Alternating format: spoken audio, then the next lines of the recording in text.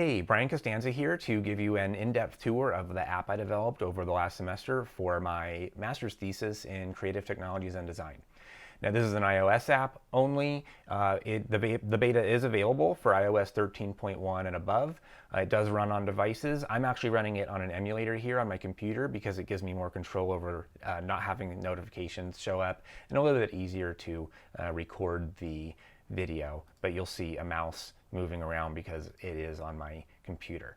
Now, I've already shared a location with the app, so it starts right at my location. And since there are no coffee shops really close to me, there wasn't anything visible. But as I zoom out, I can see Boulder here, and each pin is a coffee shop. You can see that the list actually updates based only on the pins that are visible on the map. And then if I click on any of these, I can see the name as well. But they're all going to sort in that list based on distance from the center of the map that you can see with this kind of like bullseye symbol there. And if the list is a little bit distracting and you want to cover a lot of ground on the map, you can hide that and move around. I'll show you real quick what I have populated over in Denver, which is much busier.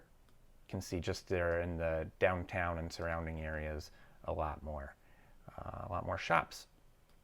So go back over here because Sweet Bloom is a really good example of what I want to show you on the view. So this list of coffee shops you can click on and it'll take you into the coffee shop view where there's a map zoomed in pretty well. It shows you just the one pin for the one shop and their name. Like there's no summary yet, for example. There's a lot of placeholder information or some blanks at this point because there were so many coffee shops. I did get all their names. I got latitude and longitude, addresses, websites, Instagram, things like that. But a lot of the other details are not filled in, either because I hadn't been there or, well, there were just so many to go through. I didn't fill it all in. But this page is intended to show you all the things you might want to know. If you are a big coffee fan, you're looking for a particular coffee or a particular kind of ambiance or offering, then all of that's going to be available here. These are labeled in another branch of the app, but it'll show other beverages that are available, food, Wi-Fi power, what it's like to socialize there or to study there, things like that. So that's what the coffee shop page looks like. Now, one thing that is really useful, I think, is that there's a supplying roasters section. It'll show you which beans are being provided, or at least which roasters provide beans there. And there's also this number 4 to show that if I click on this, I'm going to get to the Sweet Bloom Coffee Roasters page, so the page for a roaster. And they are served at 4 locations. That is just showing Boulder, Denver area again, but that's what the app is populated with so far. And then this map shows you those 4 locations and then lists them here in no particular order. Well, it's actually alphabetical. And you'll see 2 different symbols here. This regular kind of target looking icon is for any kind of great coffee shop that I have found. Whereas the other one has like a link symbol. And I do that only because a lot of people like to find roasters that also have a coffee shop because it's a little bit of a litmus test for how seriously they're going to take brewing the coffee. Now, there are a lot of coffee shops that take the brewing very seriously too, and I know that these shops do themselves, but they're not roasting their own beans, so they don't get the own roaster little icon there.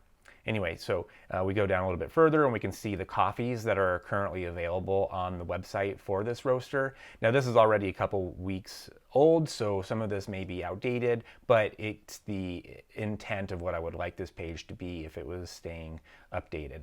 Now, if I click on one of those roasts, I see a roast page. You can see some basic information about it, and then you're also able to explore more about looking at other origins in that region. You can look at other coffees from that origin. Here there's Peru, and then you can click on the roaster link and get to that roaster page. That may seem a little bit silly here because we just came from the roaster page, but you can get to this information from the other direction or from another direction, and then it makes more sense to have that there. And then you can even click on this and you'll see the web page where you can buy that exact coffee that you've navigated to.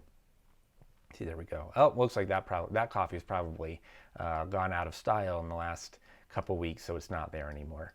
And then here's some more contact information for those roasters too.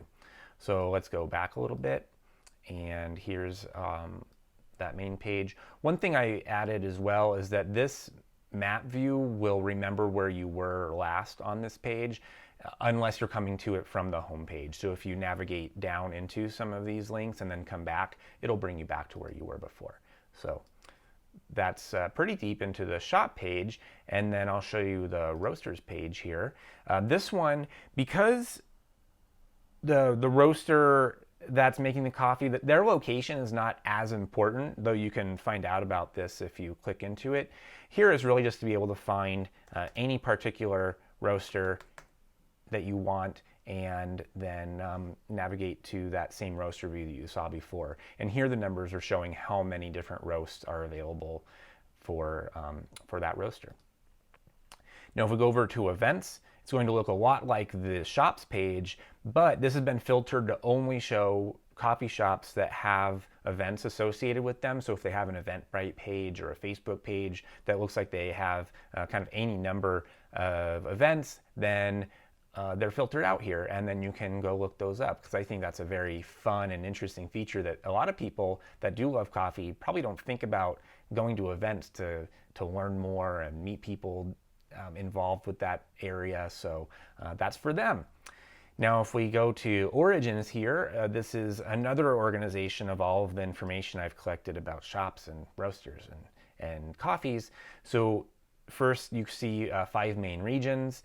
And I've already had questions about Central America and North America. Of course, Central America is part of North America, but as far as the number of coffee origins available in each, I wanted to split them up pretty evenly. So here we have pretty even numbers to stay about equal to the other countries, the other origins.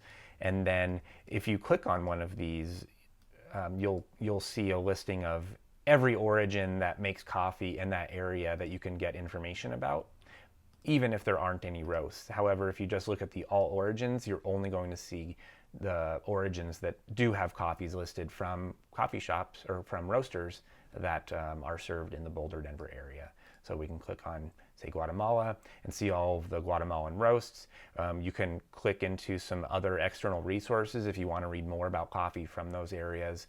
And then let's say we could click on this coffee, and we saw this view from the other direction before, and now I can go back to Central America or Guatemala as the origin, or go deeper into the roaster.